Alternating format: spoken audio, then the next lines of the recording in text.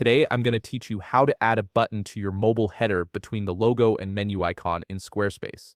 This is a great way to make important actions like book now or contact us more accessible to mobile visitors. Also, if you're interested in business tools that could improve your workflow, I've dropped a few links in the description down below. Let's get started. First, open your browser and head over to squarespace.com. Once you're there, log into your account using your credentials.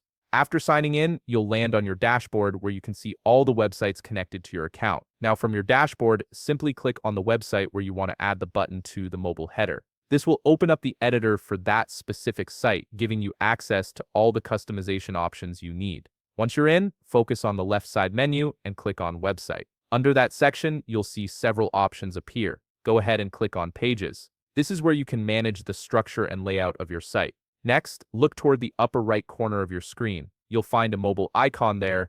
Click on it to switch your view to mobile mode. This step is important because it allows you to see exactly how your changes will appear to visitors browsing on their phones or tablets. You'll be working in this mobile view throughout the rest of the process. Now shift your attention back to the left side menu. Scroll down until you find Custom Code and click on it. Under Custom Code, you'll see an option labeled Custom CSS. Click on that. This is where you'll be pasting the code that positions your button exactly where you want it, right between the logo and the menu icon. At this point, I have the code ready for you. Feel free to pause the video now so you can copy it. The code is designed to handle the placement, styling, and responsiveness of the button in your mobile header. Take your time to copy it correctly. Once you've copied the code, paste it into the custom CSS field. You'll see the changes start to take effect in the mobile preview. Now here's where you can get creative. You can adjust the custom CSS to match your website's design. For example, you might want to change the button color, size, or spacing to ensure it fits perfectly with your branding and layout.